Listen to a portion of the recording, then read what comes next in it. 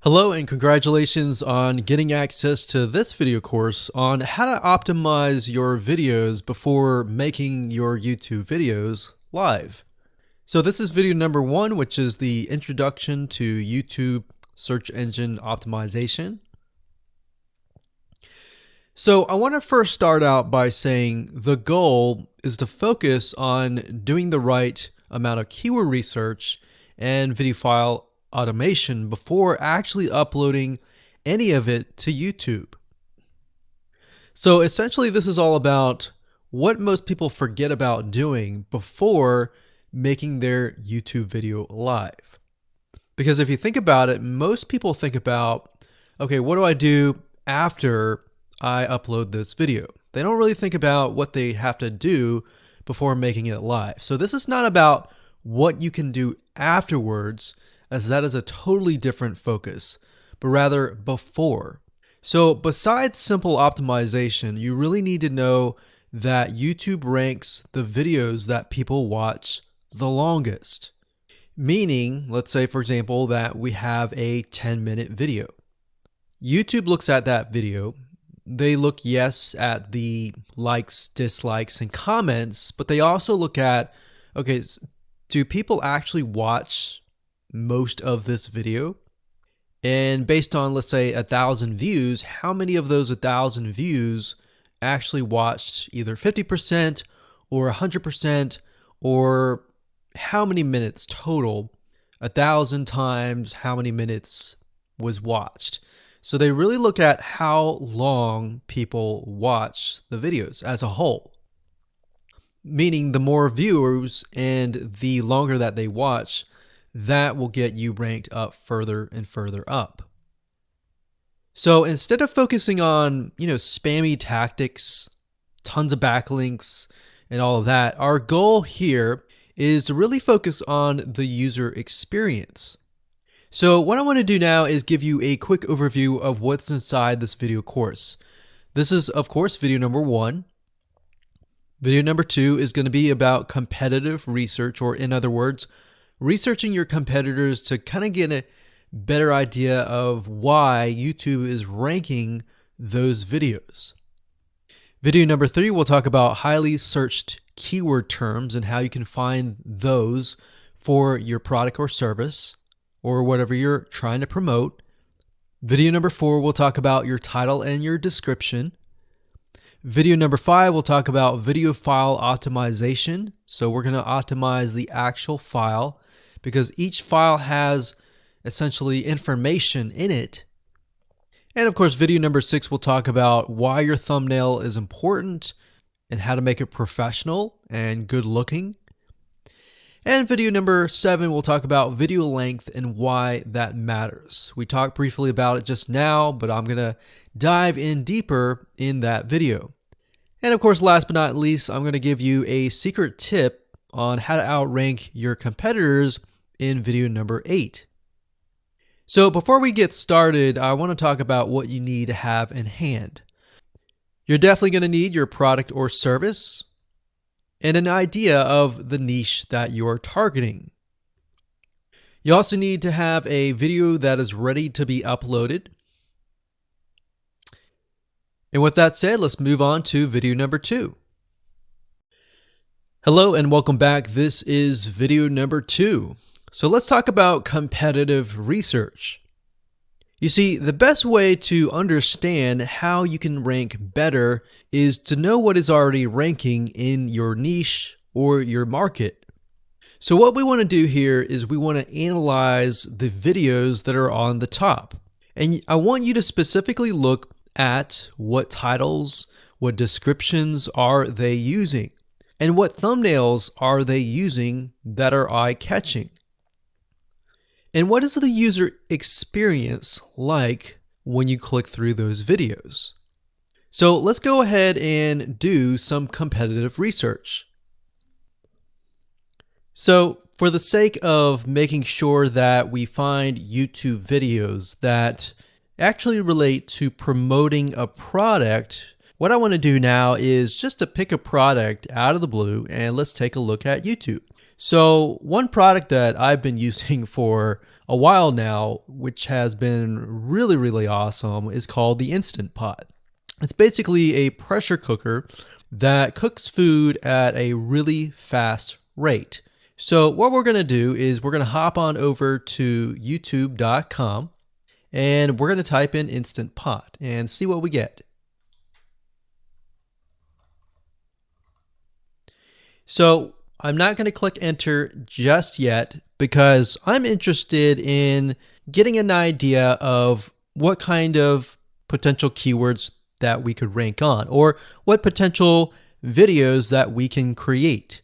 And we'll talk more about this in the next video. But for now, let's just do some basic keyword brainstorming and then, of course, do some competitive research.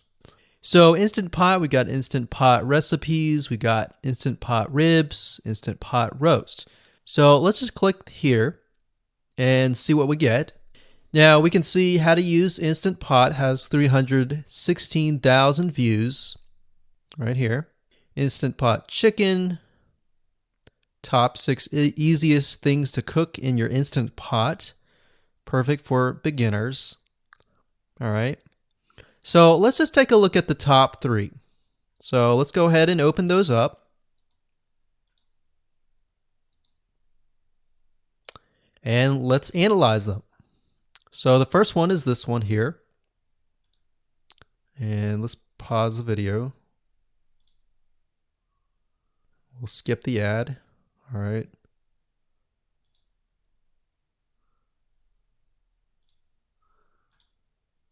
Okay, so how to use the Instant Pot 101 for beginners.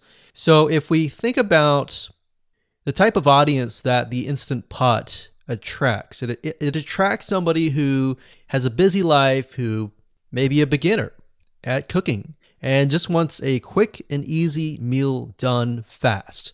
So we can see that. So one thing that I like to do is I like to copy the titles to Notepad. Just kind of get an idea of what we're dealing with. So that's the title. Looks like she's promoting an Amazon affiliate link. We can see that here, Amazon.to. We've got Instant Pot hacks, Instant Pot yogurt, and all that. So what she's doing, it's very funny, but she may not realize she's doing this, but what she's using is a method called siloing.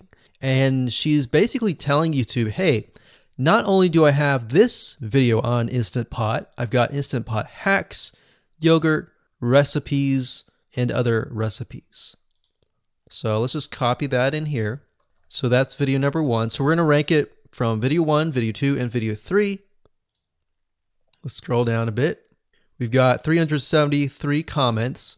I will say when it comes to YouTube, they're looking for engagement. So comments is good, likes are good, even dislikes are good as well. Even though dislikes are bad from a human standpoint, it tells YouTube that there is engagement. All right. So sometimes we're going to be able to view, we can't do it here, but sometimes you'll actually be able to view more data. But for now, you can't hear. Now, we can actually dig deeper if we want to. So let's just take a look at Natural Brittany's YouTube channel. Because when you're doing competitive research on YouTube, it's not just that particular video. It's actually the whole YouTube channel as a whole. The authority that that channel holds. So she has 116,000 subscribers. Click on the videos. She has a good amount of videos that talk about anything, looks like from cooking, from budgeting, from grocery, a lot of very similar videos. So let's scroll down. And now let's go ahead and take a look at the second highest ranking video. So if we go back over to here, and this is the Instant Pot chicken, cook with me, meal planning, meal prepping, Sunday setup. So let's go here, take a look.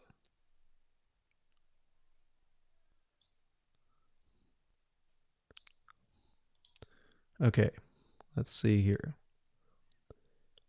So it's a 20-minute video, all right? And it has 658 likes, 5,000 views. If we take a look at this video here, this has 320,000 views and 7,000 likes. Now, notice how it says 13 minutes here, and notice how it says 20 minutes here. We'll go back to this later on. All right, so we'll talk more about why a certain amount of time of your video is important, why the timing is important. And why is it that this lady has only 5,000 views, whereas the other lady has 300,000, and this lady is ranked right below that lady? All right. So why is that important? And why does that correlate to the time? So we'll talk more about that later on. But for now, let's just do competitive research. We're not trying to figure things out right now, and go from there. So if we take a look at the description, it says cook with me as I try a new recipe with Instant Pot. So the description contains the keyword. Sunday setup. Looks like she's got some Amazon links. And if we think about Instant Pot, who could it be targeting? All right, so this lady calls out people who are trying to prep on Sunday. So if we can get an idea of who it's targeting mothers, it's targeting people who are busy, who maybe only have time on Sundays to set things up. And chicken is a common thing, so maybe she's getting a lot of clicks. We don't know exactly, but we know that the headline and the description work together in getting clicks. All right, back over here, this is the third one. So let's take a look at this one. So this one is 8 minutes, but it has a lot more views than those other two videos, but it's shorter. It's shorter, but it has longer amount of views, and it's third. It's got 11,000 likes and 633 dislikes. If we scroll down, we can see that it has more comments than the first one. So why is it that the first one is number one and this one is the third one and it has more views and more comments?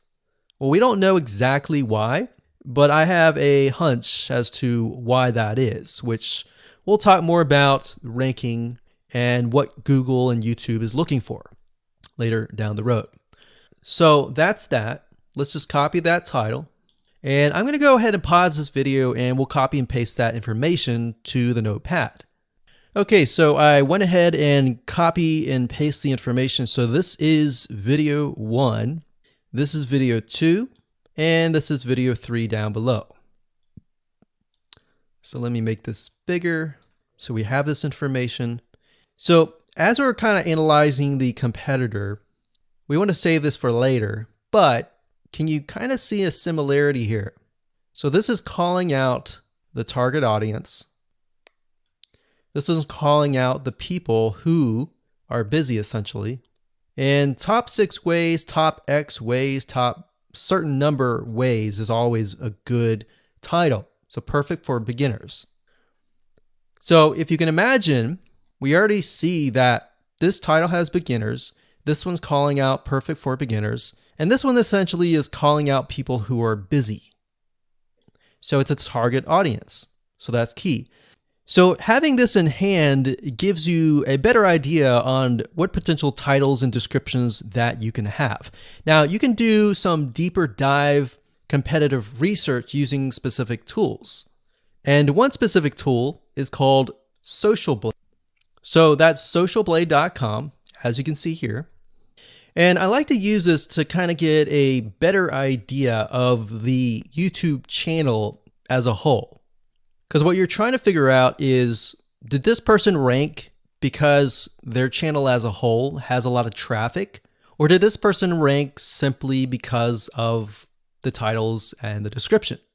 So there's many factors that come involved, but let's take a look at Naturally Brittany.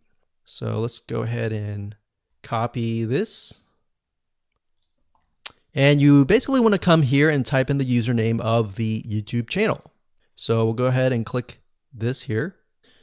Okay, so we can see here that this is Naturally Brittany, 116,000 subscribers. She's got 19 million video views.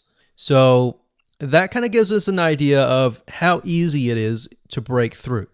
Is it easy? Is it going to take a little bit work or what? So let's just go ahead and open her up, and let's do the same thing with the other videos. So this one is marriage and motherhood.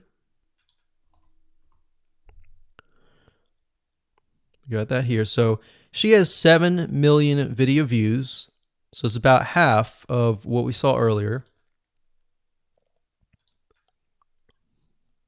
And this one is called Six Sisters Stuff. And this one has about 9 million video views.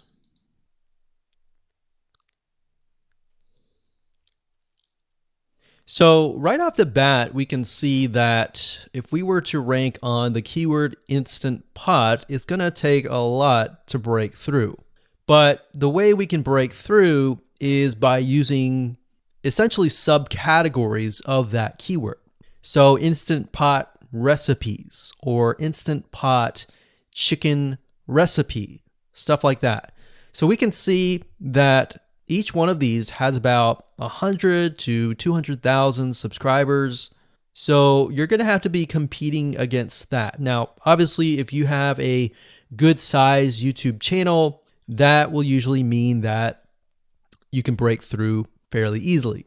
But if you're just starting out, then breaking through on that keyword is going to be a little bit more difficult. So the next question is, what keywords should you use? And we'll discuss that in the next video.